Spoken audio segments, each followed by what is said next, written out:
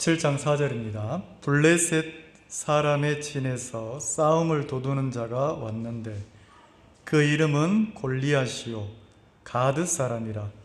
그 신장은 6규빗 한 뼘이요 머리에는 놋투구를 썼고 몸에는 어린 갑을 입었으니 그 갑옷의 중수가 놋 5,000세겔이며 그 다리에는 놋 견갑을 쳤고 어깨 사이에는 놋 단창을 메었으니 그 창차루는 배틀채 같고 창날은 철 600세겔이며 방패 든 자는 앞서 행하더라.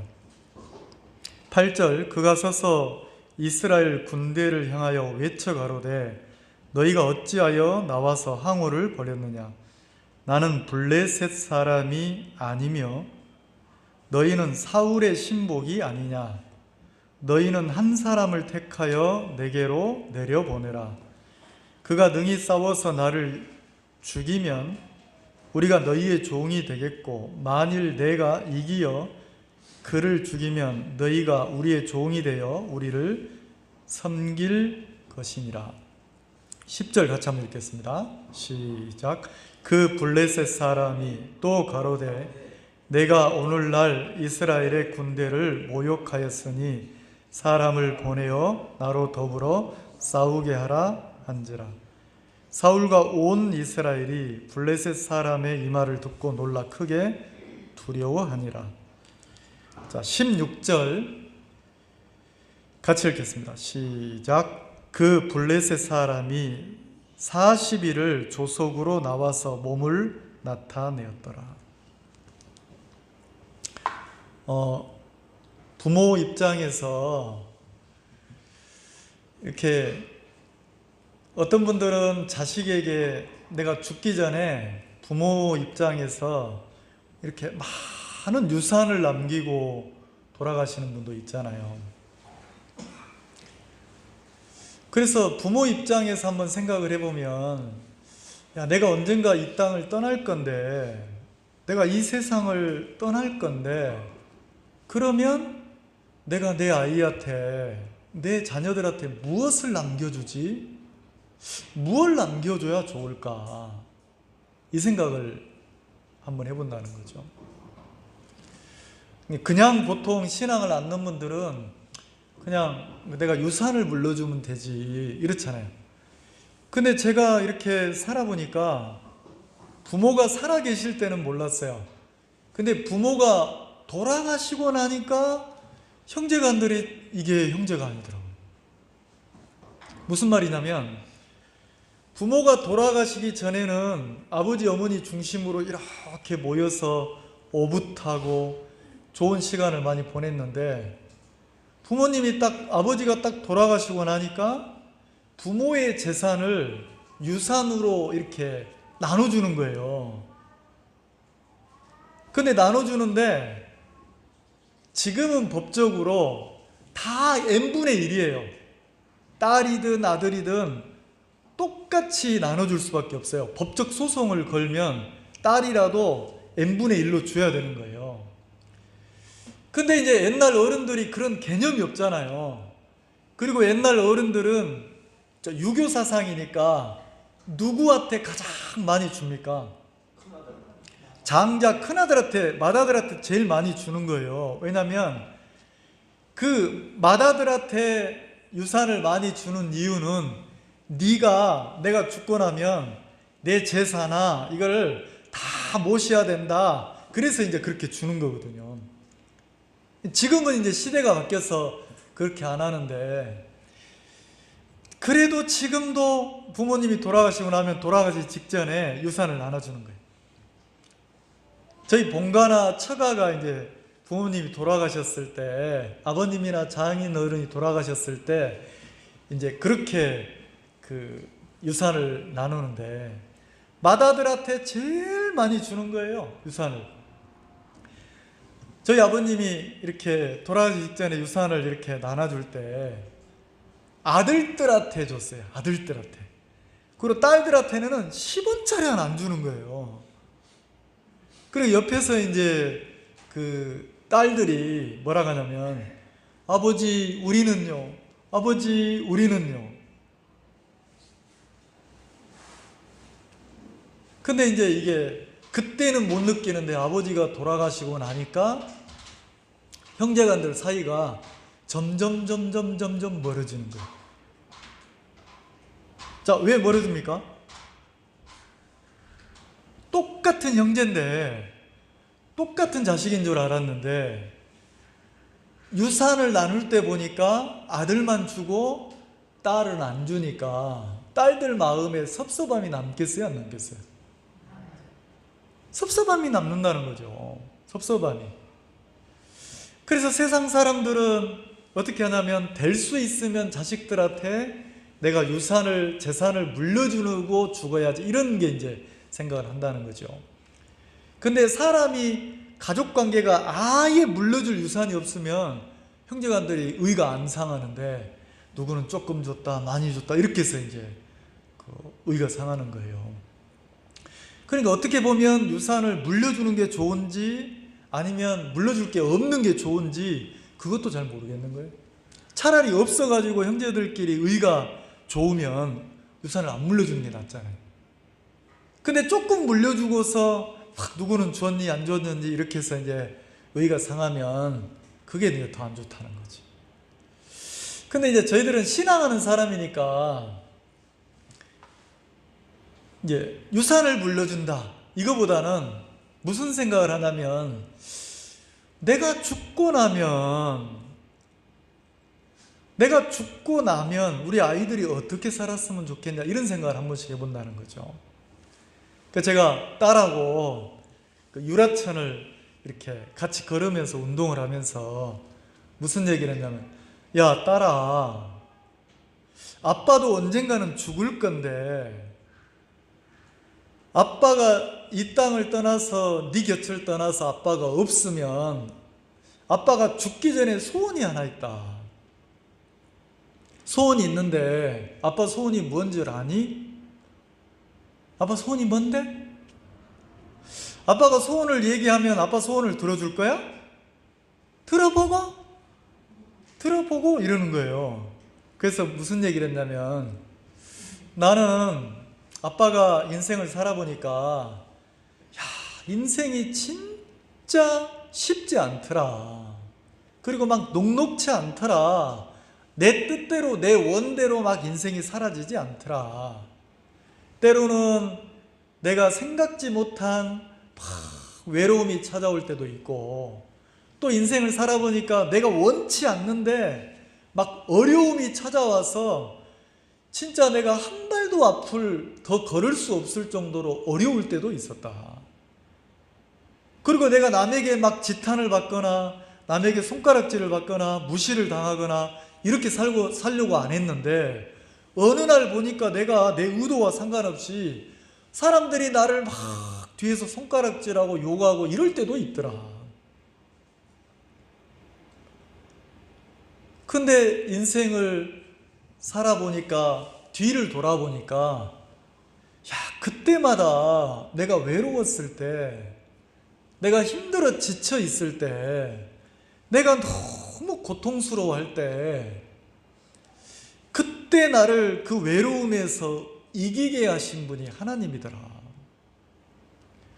내가 막 지쳐서 고통스럽고 힘들어할 때, 그때 내 마음에 아무도 힘이 되어주지 않는데, 그때 나를 다시 일어서서 한 발 앞으로 이렇게 걷게 하신 분이, 내 마음에 힘을 주신 분이 하나님이더라.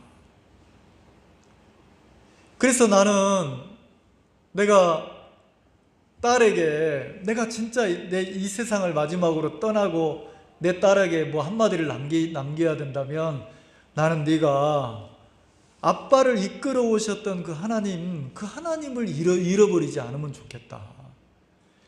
그리고 막 세상에 막 욕망을 쫓아서, 막 세상의 어떤 쾌락을 쫓아서 이렇게 사는 게 아니라, 네가 잠잠히 하나님을 섬기고 신앙인으로 인생을 살면 좋겠다.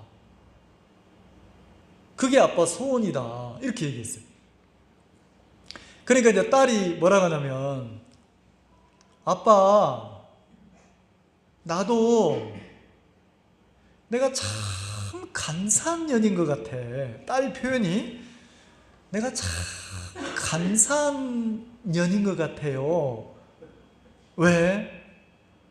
나는 하나님을 잊어버리고 살기를 좋아하는데 내가 언제 하나님을 찾냐면 내가 막 궁지에 몰렸을 때, 내가 막 취업을 해야 되고 내가 시험을 봐야 되고 내가 막 어려움 속에 있을 때, 그때는 내가 막 하나님이 찾아지더라.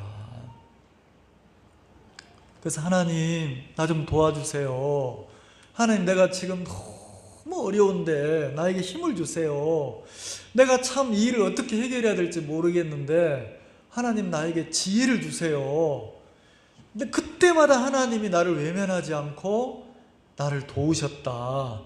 근데 그때마다 나를 외면하지 않는 하나님은 변함이 없으신데, 나는 그 은혜를 입고 나서 돌아서서 또 하나님을 잃어버리고 또 하나님을 잃어버리고, 그리고 내가 필요할 때만 내가 하나님을 찾는 거 보니까 나는 참 못된 년이구나 이 생각이 들더라. 이렇게 얘기를 하는 거예요. 맞아, 딸아, 맞아. 아빠가 섬기는 하나님하고 네가 섬기는 하나님하고 똑같다. 남들은 나보고 목사라서 무슨 신앙이 좋고 믿음이 좋고 뭔가 막 있는 것처럼 생각하는데 아빠도 너하고 똑같아.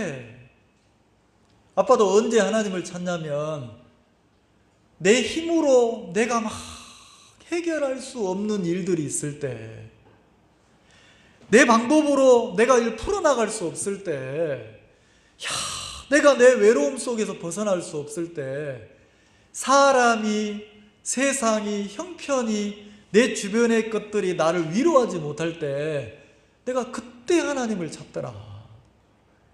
근데 하나님은 한 번도 나를 외면하지 않고 그 외로움에서 내 손을 잡고, 세상 어떤 사람도 나를 손잡아 주지 않는데 하나님이 내 손을 잡고 그 외로움을 한 발 한 발 통과하도록, 그 어려움을 한 발 한 발 빠져나가도록 하나님이 나를 이끌어 가시더라. 그래서 내가 그 하나님을 너무 내 마음에 소중하게 여긴다. 그 옛날에도 지금도 앞으로도 내가 어떤 형편에 있든지 나를 외면하지 않고 나를 버리지 않으시는 내가 그 하나님을 내가 믿고 살 수 있어서 너무 감사하다. 그 제가 그렇게 얘기했어요. 딸아, 만약에 아빠가 소원이 하나 더 있는데, 만약에 아빠가 갑자기 무슨 사고로 죽는다면, 아빠가 죽고 나면, 아빠가 죽음 앞에 있을 때 아빠가 죽고 나면 제발 부탁인데 절대로 슬퍼하지 마라. 왜냐면 아빠가 내 인생을 돌아보니까 내가 다시 인생을 살아도 내가 하나님을 섬기고 이렇게 아름답게 살 수 있을까? 지금까지 나를 이끌어 오신, 내 인생을 이끌어 오신 하나님을 생각하니까 내 인생이 너무 아름답다.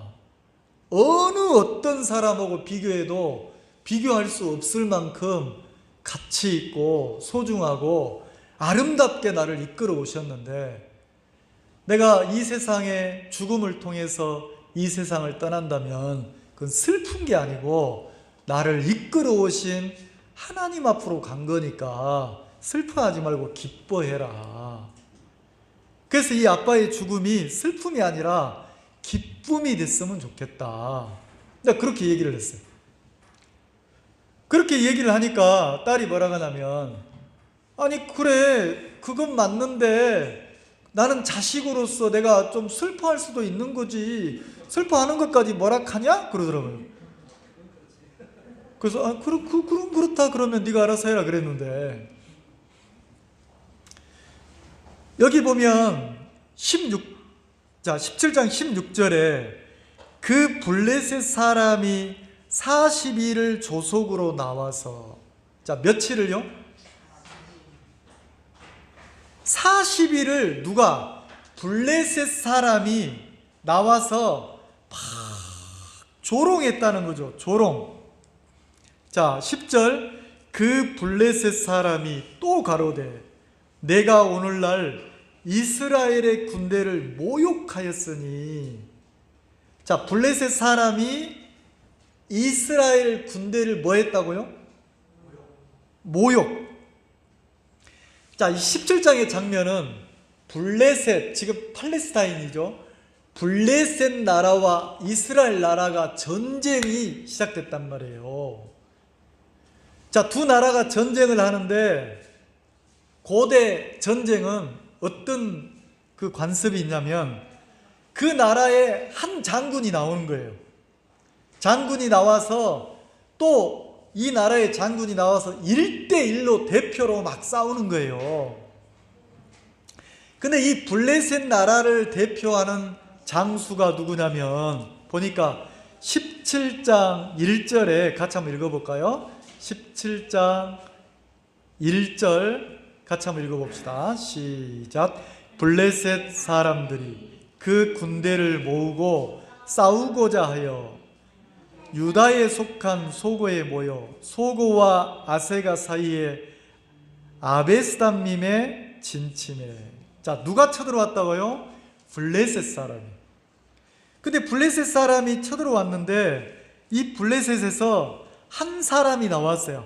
한 사람이 나와서 항우를 벌였다는 거죠.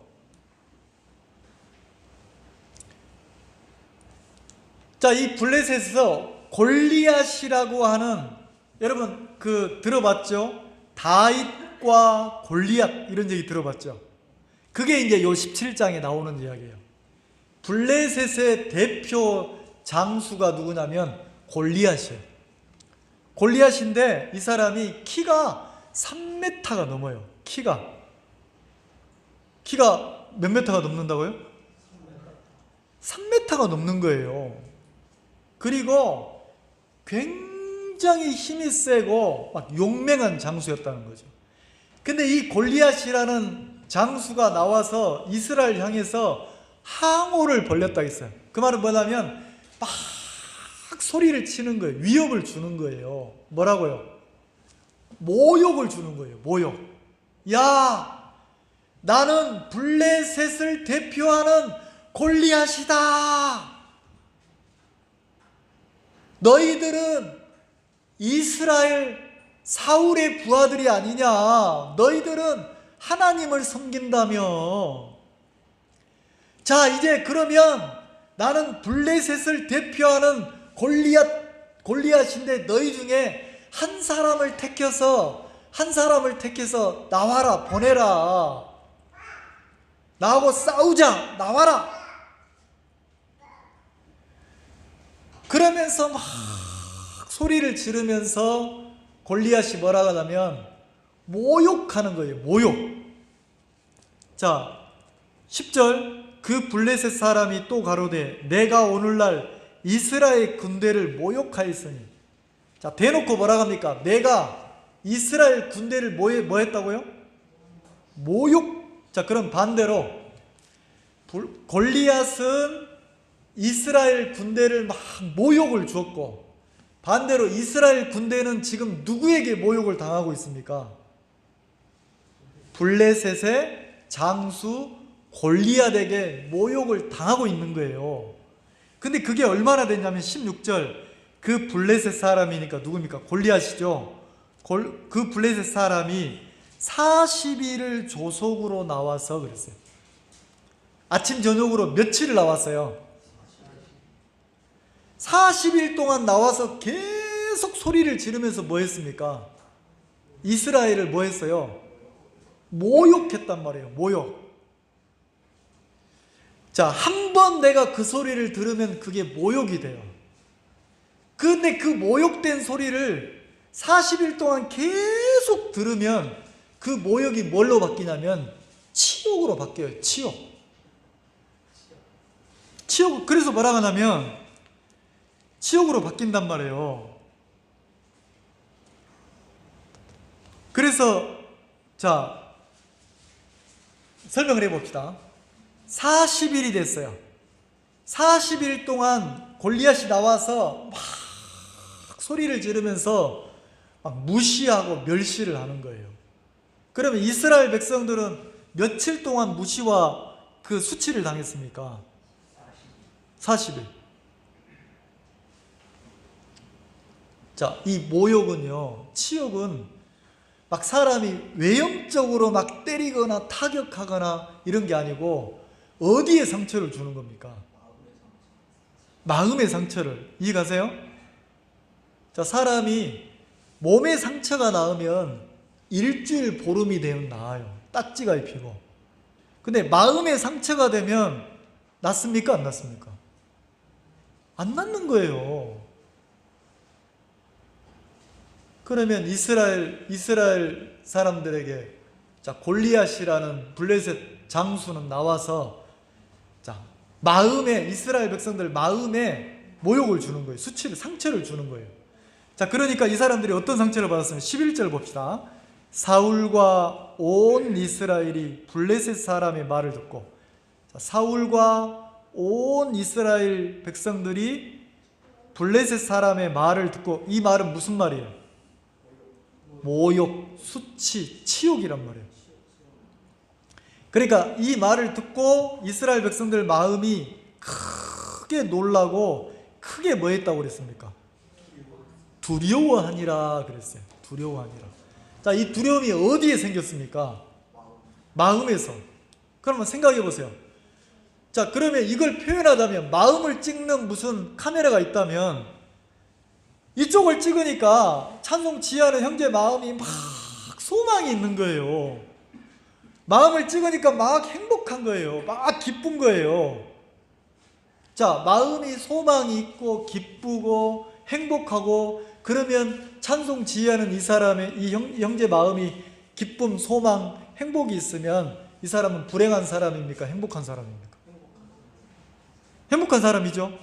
근데 카메라를 딱 돌려보니까 이스라엘 쪽으로 돌려보니까 이스라엘 왕이나 이스라엘 장군들이나 이스라엘 군사들, 이스라엘 백성들 마음을 딱 보니까 뭘 들었어요.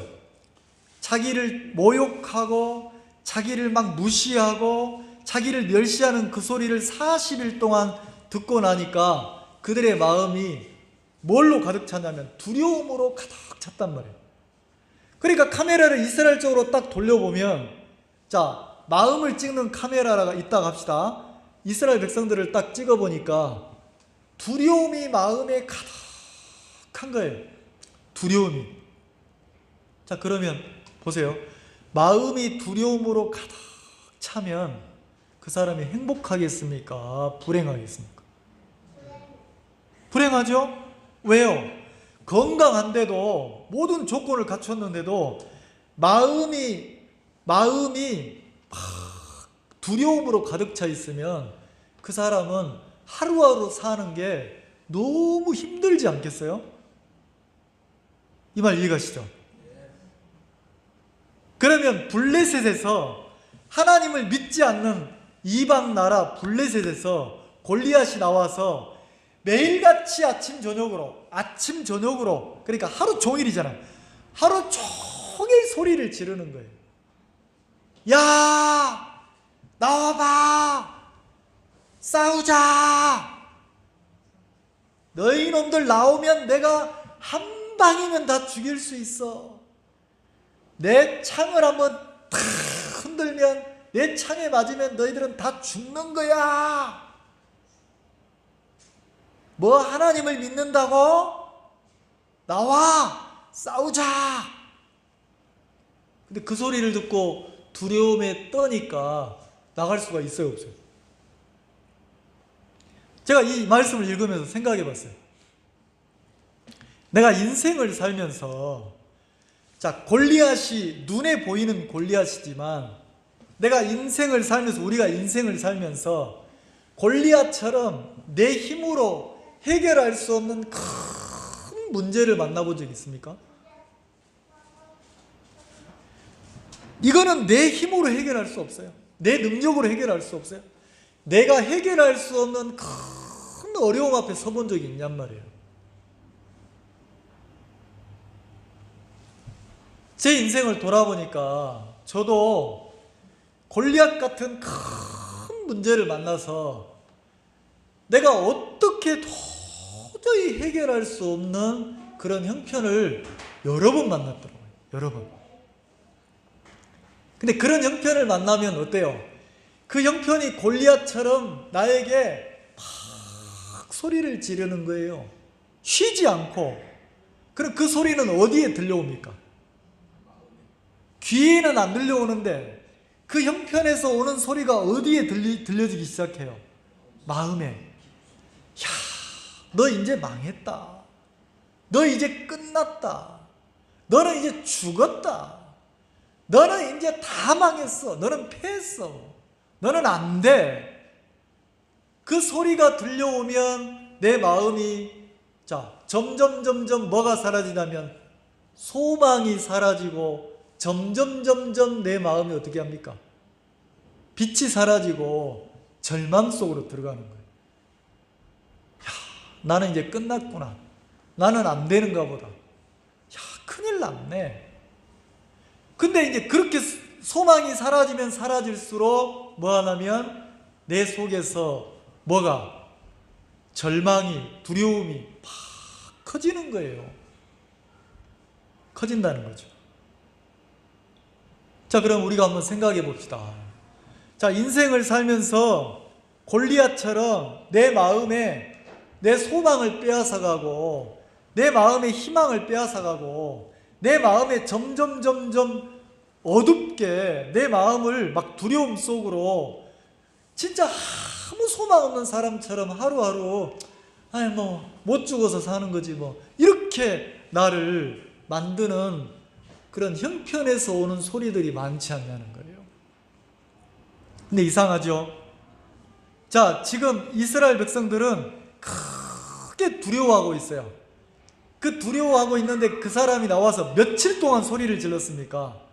40일을 소리를 질렀어요. 근데 요 뒷부분에 보면 다윗이라는 소년이 아버지 심부름으로 형들이 이 소리 절망 속에 있는 이 군사들 속에 다윗의 형들이 있는 거예요. 3명이나 큰형, 둘째형, 셋째형이 그 군사로 모집돼서 거기서 전쟁터에 나가 있는 거예요. 아버지가 어느 날 다윗을 불러서 야, 막내야, 형들이 무사한지, 형들이 밥은 먹고 있는지, 잘 지내는지 형들한테 한번 갔다 와라. 그래서 막 먹을 걸 싸가지고 형들한테 보냈는데, 자, 봅시다. 20절 같이 읽읍시다. 시작. 다윗이 아침에 일찍이 일어나서 양을 양 지키는 자에게 맡기고 이새의 명한 대로 가지고, 이새가 아버지입니다. 아버지가 명한 대로 가지고 가서 진영에 이른즉, 자, 이스라엘 군대가 있는 그 진영에 이른즉 마침 군대가 전장에 나와서 싸우려고 고함하며, 다윗이 갔을 때 마침 뭐합니까? 이스라엘하고 블레셋이 싸우려고 딱 대치하고 있는데 누가 나옵니까? 자, 21절. 이스라엘과 블레셋 사람이 항우를 벌이고 양군이 서로 대하였더라. 자, 골리앗이란 사람이 나와서 또 이스라엘 군대를 향해서 막 모욕하고 막 이렇게 소리를 질렀단 말이에요. 22절. 다윗이 그 짐 지키는 자의 손에 맡기고 군대로 달려가서 형들에게 문안하고, 막 소리가 나니까 다윗이 뭐 했어요? 자기가 가지고 간 막 음식이나 형들에게 줘야 될 짐들을 맡기고 소리 나는 쪽으로 막 달려가니까 그 군대, 그 대치하고 있는 군대 쪽에서 형들을 만났는 거예요. 형들한테 인사를 했다는 거죠. 22절. 자, 23절 같이 읽읍시다. 시작. 그들과 함께 말할 때에 마침 블레셋 사람의 싸움 도두는 가드 사람 골리앗이라는 자가 그 황호에서 나와서 전과 같은 말을 하며 다윗이 들으니라. 자, 누가 들었어요? 자, 형들하고 막 안부를 나누고 있는데 마침 골리앗이 나와서 막 이스라엘 군대를 모욕하고 멸시하고 무시하고 조롱하고 막 이 소리를 마침 들었어요. 자, 누가 들었어요? 다윗이. 형들은 언제 들었어요? 40일 전에. 40일 전에 듣고 형들은 뭐하고 있어요? 두려움에 떨고 있어요. 형들만 떠는 게 아니고 왕도, 이스라엘 백성, 이스라엘 군대도 다 떨고 있어요. 이스라엘 왕이나 이스라엘 군대를 떨게 한 소리, 골리앗의 그 소리, 두려움을 주는 그 골리앗의 소리를 듣고 두려워하고 있어요. 근데 그 소리를 누가 들었냐면 다윗이 들었어요. 다윗이. 근데 뭐라고 합니까? 24절, 이스라엘 모든 사람이 그 사람을 보고 심히 두려워하여 그 앞에서 도망하며. 자, 그 소리를 듣고 두려워서 이스라엘 백성들은, 이스라엘 군대는 뭐하고 있어요? 도망하죠. 왜 도망합니까? 무엇이 도망가게 만드는 거예요? 두려움이. 근데 두려움 앞에 심히 그랬어요. 작은 두려움입니까? 완전히 두려움에 잡혀 있습니까? 네, 두려움에 잡혀 있어요. 도망했단 말이에요. 야, 도망하면서 뭐라고 합니까? 골리앗 저놈만 죽이면 왕이 큰 상을 내린다고 했는데 저놈 때문에 우리가 지금 도망간다. 큰일 났다. 저놈을 누가 죽이냐? 막 두려워서 이러고 있는 거예요. 자, 26절, 다윗이 곁에 섰던 사람들에게 말하여 가로되 이 블레셋 사람을 죽여 이스라엘의 치욕을 제하는 사람에게는 어떠한 대우를 하겠느냐? 이 할례 없는 블레셋 사람이 누구간데 사시는 하나님의 군대를 모욕하냐? 자, 다윗이 그 소리를 듣고 나서 뭐라고 합니까? 저놈을 죽이면 상을 내린다고? 우리에게 이스라엘을 치욕이라고 했어요. 다윗이. 너무 수치스럽고 모욕과 멸시를 느꼈다는 거죠. 다윗이 골리앗이 소리를 지르는 그 소리를 듣고 뭘 느꼈다고요? 치욕이 뭡니까? 그 소리를 들으면 안 되는 사람인데, 그런 대접을 받으면 되는 사람이 아닌데, 그런 수치와 모욕을 줄 때 너무 수치스럽고 막 모욕감을 느낄 때 치욕이라 하잖아요. 다윗이 골리앗의 소리를 들으면서 저 할례 받지 않는 골리앗 저놈이 뭔데 우리 하나님의 군대를 이렇게 치욕스럽게 만드냐? 그러면서 뭐라고 합니까? 저놈 딱 죽이면 무슨 대접한다고? 어떻게 상을 내린다고? 그러는 거예요. 그래서 군사들이 얘기해 줬다는 거죠. 큰 상을 내리겠다고. 그러니까 다윗이 내가 죽일게. 내가 저놈 죽일게. 자, 골리앗 앞에 그 소리를 듣고 나서 다윗의 마음이 두려웠습니까? 막 분한 마음이 일어났습니까?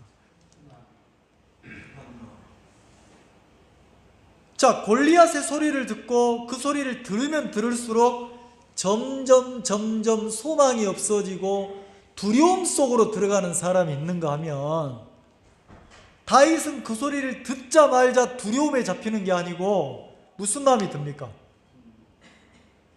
야, 저 이방 놈이, 하나님을 믿지도 않는 놈이, 하나님이 없는 저놈이 사시는 하나님의 군대를 모욕해? 저놈 내가 때려 죽여야 되겠다. 저 골리앗 죽이면 어떻게 대접한다고? 큰 상을. 그래? 내가 죽이지 뭐. 자, 이렇게 얘기하고 있는데 그 소리를 누가 들었냐면 다윗의 형이 들었는 거예요. 자, 28절, 장형 엘리압이. 그러니까 다윗의 큰형 이름이 뭡니까? 엘리압이죠. 엘리압이 다윗이 사람들에게 하는 말을 들은지라. 다윗이 사람들에게 뭐라고 얘기하고 있어요? 야, 저 골리앗 내가 죽일게. 저놈 내가 쳐 죽일 거야. 사실은 하나님의 군대를 모욕해? 하나님을 무시하고 멸시해? 하나님을 믿는 이스라엘 백성들을 무시해? 모욕감을 줘? 저놈 내가 죽일 거야. 자, 그 얘기를 이스라엘 군대 사람들에게 얘기하고 있으니까 그 이야기하고 있는 걸 형이 들었단 말이에요. 말하는 것을 들은지라. 자, 듣고 나서 형이 뭐라고 합니까? 들은지라. 그가 다윗에게 노를 바라요. 자, 동생에게 뭘 말했다고요? 화. 그 말을 하고 있는 다윗, 동생을 보면서, 다윗을 보면서 형이 화가 확 치밀어 올랐단 말이에요. 그러면서 뭐라고 그래요? 다윗, 너 이놈의 자식, 전쟁이 장난인 줄 알아? 야, 여기 있는 사람들은 뭐 너만큼 믿음이 없는 줄 알아? 뭐라고? 네가 나가 죽인다고? 너 양떼 어떻게 하고 와서 양이나 쳐야 될 놈이, 양치기나 해야 될 놈이 뭐라고? 네가 골리앗을 죽인다고? 너 이놈 내가 아는데 너 교만한 놈 이놈, 잘난 척이나 했었고 네 마음의 교만함을 내가 알아. 자, 그러면서 다윗을 막 욕하는 거예요. 누가? 큰형이. 다윗도 마음이 분했어요. 그러면서 뭐라고 합니까? 내가 못할 말 했냐? 자, 29절 다윗이 가로되 내가 무엇을 하였나이까? 어찌 이유가 없으리까?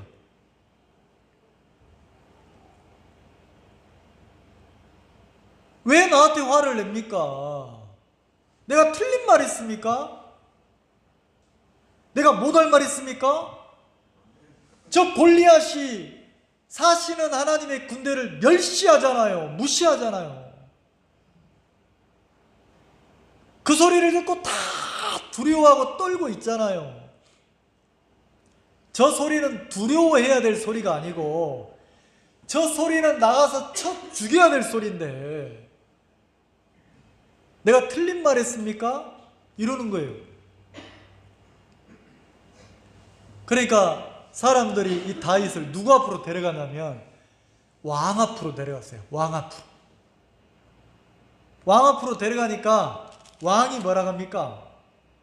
왕 앞에 딱 가니까 다윗이 왕 앞에서 그랬단 말이에요. 왕이요, 내가 싸우겠습니다. 저 골리앗 내가 싸우고 내가 쳐 죽일게요. 그러니까 왕이 뭐라 합니까? 다윗을 딱 보니까 왕이 보니까 참 용기는 가상하다마는 너는 소년이요 그는 용사라 그랬어요. 너는 소년이요 그는 용사라. 싸울 수가 있어요 없어요? 안 되는 거예요. 용사하고 소년하고, 용사란 표현이 전쟁에 싸움에 특수화됐단 말이에요. 근데 그 사람하고 소년하고 싸우면 말이 되냐는 거지. 그때부터 다윗이 자기 속에 있는 간증을 쫙 하는 거예요. 자, 34절부터 다윗이 마음의 간증을 하는 거예요. 뭐라고 합니까? 다윗이 사울에게 고하되 내가 양을 칠 때 사자나 곰이 와서 양떼를 잡아먹으려고 내 양을 사자나 곰이 어떻게 했다고? 양을 탁 잡아서 입에 탁 집어넣고 삼키려고 할 때 그때 누가? 내가 그 사자의 수염을 잡고 내가 그 사자를 탁 쳐서 목을 비틀어서 죽였다는 거죠.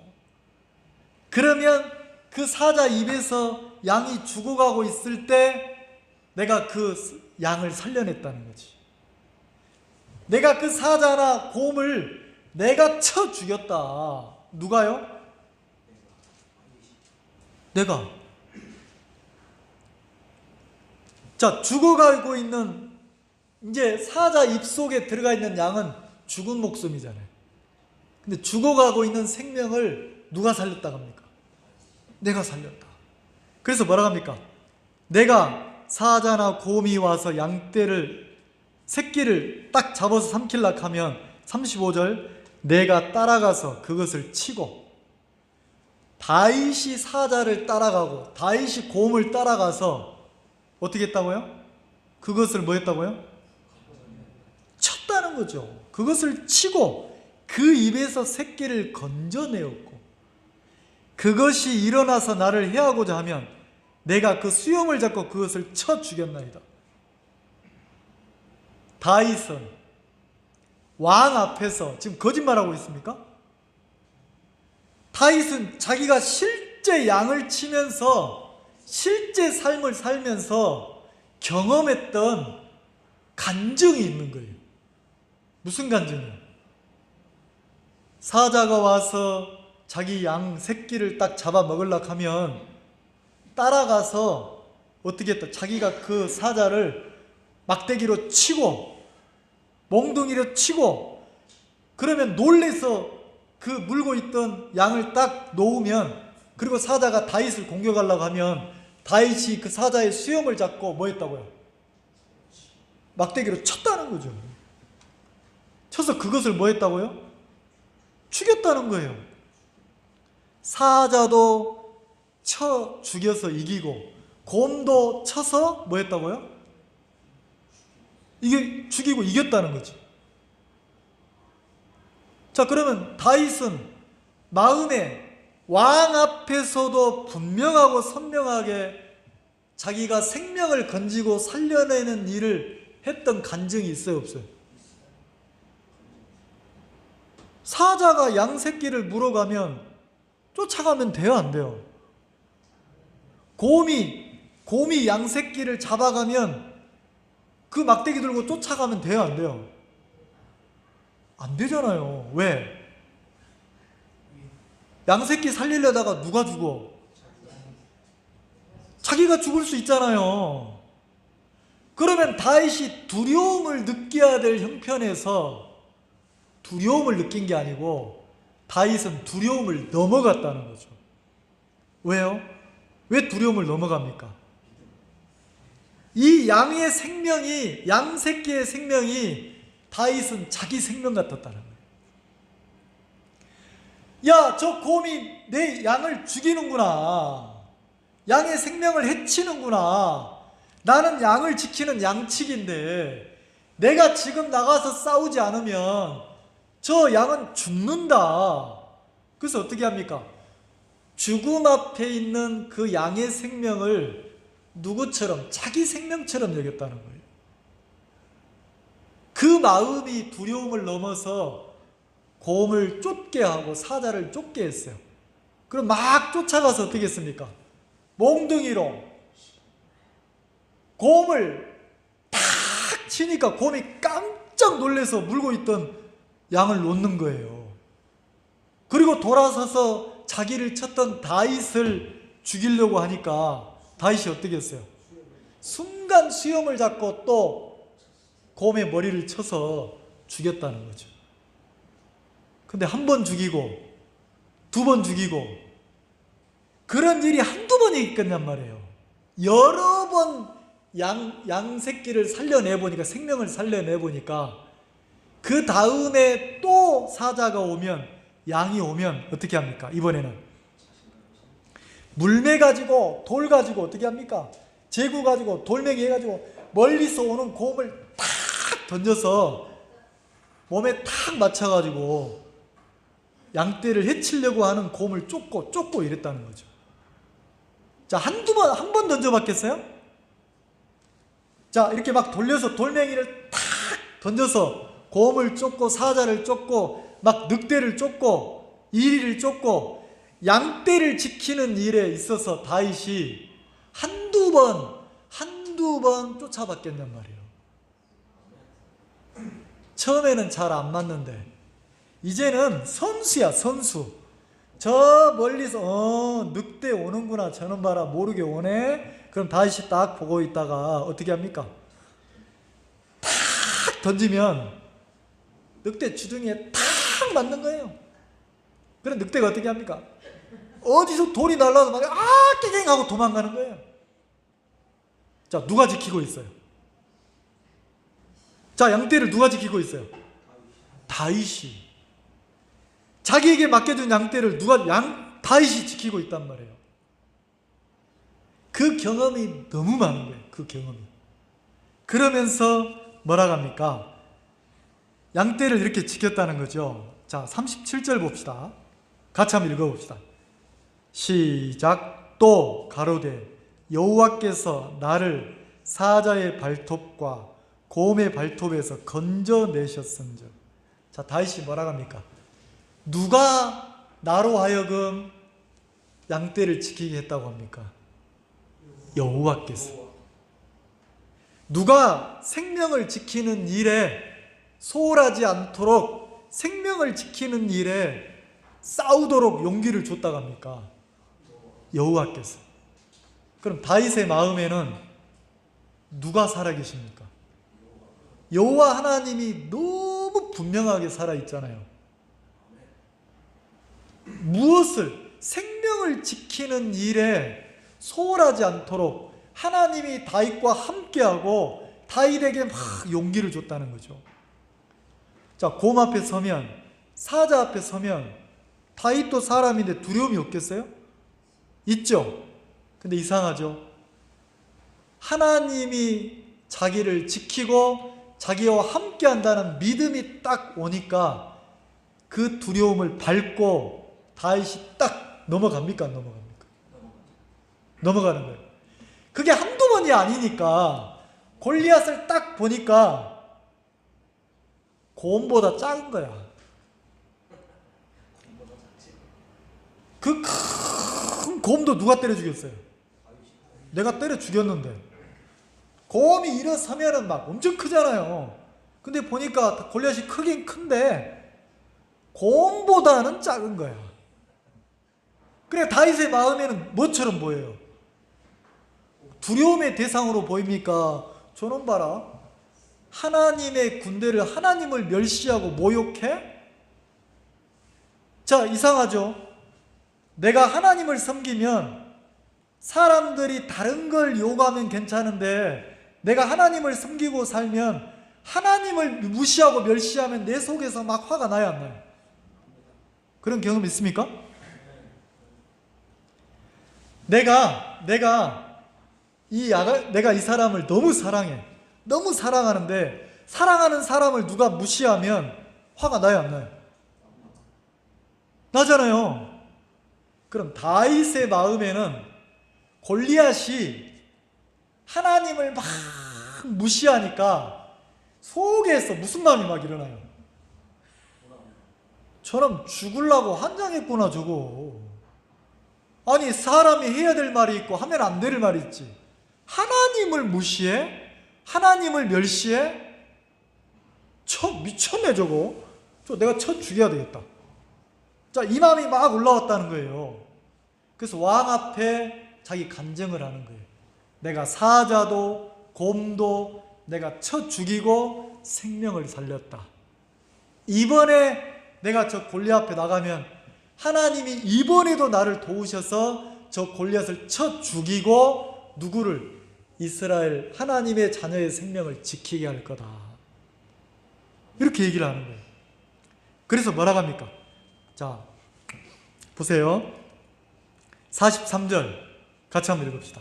시작. 블레셋 사람이 다윗에게 이르되 네가 나를 개로 여기고 막대기를 가지고 내게 나왔느냐 하고. 자, 골리앗이 뭐라고 합니까? 다윗이 딱 나왔는데, 첫 싸운다고 나왔는데 뭘 들고 나왔어요? 이 막대기. 자, 누구를 치던 막대기입니까? 아니요, 이거 사자 치고 곰쳐 죽이던 막대기 있잖아요. 이거 딱 들고 나왔는 거예요. 그러니까 골리앗이 보니까 막대기 들고 나오니까 뭐라고 그래요? 저 새끼 봐라. 몽둥이로 개 때리듯이 날 개패듯이 잡아 죽이려고 날 개로 하냐? 야 이놈아! 이런 거예요. 근데 다윗이 뭐라 합니까? 자, 내가 너를 쳐 죽여서 너 공중에 새가 되게 할 거야. 막 이렇게 골리앗이 소리를 지르는데 45절 다윗이 뭐라 합니까? 같이 읽읍시다. 시작. 다윗이 블레셋 사람에게 이르되 너는 칼과 창과 단창으로 내게 오거니와 나는 만군의 여호와의 이름 곧 네가 모욕하는 이스라엘 군대 하나님의 이름으로 네게 가노라. 자, 다윗이 분명하게 얘기하죠. 다윗이 지금 나선 이유가 뭔지 정확하게 얘기하죠. 너는 칼과 창과 단창을 의지해서 나오지만 나는 네가 모욕하는, 자, 골리앗이 누구를 모욕했어요? 하나님을 모욕했죠. 근데 그 소리를 듣고 다윗이 막 분했잖아요. 나는 네가 모욕하는 만군의 여호와의 이름을 의지해서 나간다는 거예요. 그러면서 자, 47절 같이 읽읍시다. 시작. 또 여호와의 구원하심이 칼과 창에 있지 아니함을 이 무리로 알게 하리라. 전쟁은 여호와께 속한 것인즉 그가 너희를 우리 손에 붙이시리라. 전쟁은 누구에게 속했다고요? 자, 이게 골리앗 앞에 나가는 다윗의 마음에서 나온 소리예요. 전쟁은 누구에게 속했다고요? 여호와께. 그러더니 어떻게 합니까? 갑자기 어떻게 해요? 다윗이 골리앗 앞에 막 달려가면서 49절 손을 주머니에 넣어 돌을 취하여 물매로 던져 블레셋 사람의 이마를 치매 돌이 그 이마에 박히니 땅에 엎드러지는지. 자, 다윗이 정면으로 골리앗을 향해서 막 달려가면서 뭐라고 합니까? 골리앗은 달려오면서 막 무시하고 다윗은 달려가면서 어떻게 합니까? 제구에도 돌을 확 던지니까 그 돌이 이마에 탁 박혔어요, 안 박혔어요? 어떤 분은 이거 설교하면서 아무렇게나 던져도 가서 맞는다 하더라고요. 그게 아니고 이 돌이 다윗이 간증하잖아요. 내가 사자와 곰도 쳐 죽였은즉 그러잖아요. 그 짐승의 왕이 사자나 곰이잖아요. 그럼 늑대, 이리, 무슨 양을 해치려고 하는 짐승들이 한두 마리였겠어요? 그럼 다윗이 한두 번 던져봤냔 말이에요. 한두 번 던져본 게 아니잖아요. 이 말은 뭐냐면 믿음은 그냥 우연히 생기는 게 아니고 생명을 해치려고 하는 수많은 적들을 향해서 다윗이 믿음으로 한 번, 두 번이 아니고 삶 속에서 생명을 지키려고 수없이 물매를 던졌다는 거예요. 이 말 이해가세요? 그걸 던져본 사람은 자기를 죽이려고 달려오는 골리앗이 두렵지가 않아요. 한 번도 싸워보지 않은 사람, 그걸 넘어가 보지 않은 사람은 골리앗이 내 앞에 서서 딱 소리를 지르면 두려워요. 저도 많이 두려웠단 말이에요. 근데 이상하죠? 한 번 부딪혀서 싸워서 넘어가 보고 한 번 부딪혀서 넘어가 보고 하나님을 의지해서 넘어가 보니까 이제 세월이 지나니까 무슨 마음이 듭니까? 어지간한 어려움이 와도 무슨 마음이 들어요? 그래, 죽이려면 죽여라. 뭐 배째락하네. 죽이려면 죽여라. 근데 한 가지 알아야 되는 게 하나님이 나를 죽게 하셔야 죽지, 하나님이 나를 망하게 하셔야 망하지. 네가 나를 망하게 할 수 없다. 네가 나를 죽일 수 없다. 내 모든 생사화복은 나를 누가 붙잡고 계신다? 여호와 하나님이 붙잡고 계신다. 이제는 어지간한 어려움이 오면 하나님이 이 어려움을 또 어떻게 이기게 하실까? 어떻게 넘어가게 하실까? 그 하나님을 의지해서 피합니까? 부딪혀 달려나갑니까? 달려나간다는 거죠. 2024년도 한 해 동안 우리에게 골리앗처럼 때로는 어렵고 힘겹고 또 누구에게 말 못하지만 막 내 마음에 두려움을, 소망을 빼앗고 두려움을 주는 그런 일들이 많이 있었어요. 근데 하나님이 한 해를 마무리하면서 보면 하나님이 골리앗 같은 그 어려움들이나 형편들을 다 쳐 죽이고 이기게 하셨습니까? 안 하셨습니까? 하셨다는 거죠. 사랑하는 형제자매 여러분들의 삶 속에 지금도 이런 골리앗 같은 형편이 여러분을 두렵게 하고 떨게 하고 소망을 잃게 하는 형편이 있을지 몰라요. 하나님을 의지하세요. 만군의 여호와를 의지하세요. 그리고 두려워 말고 달려나가세요. 그리고 힘있게 던져보세요. 뭘 던져요? 다윗은 물맷돌을 던졌지만 만군의 여호와를 의지해 하나님을 믿는 믿음으로 던진 거예요. 하나님이 여러분의 어려움을, 하나님이 여러분을 두렵게 하는 여러분의 골리앗 같은 형편을 하나님이 다 쳐 부수고 하나님이 승리하게 하신다는 거죠.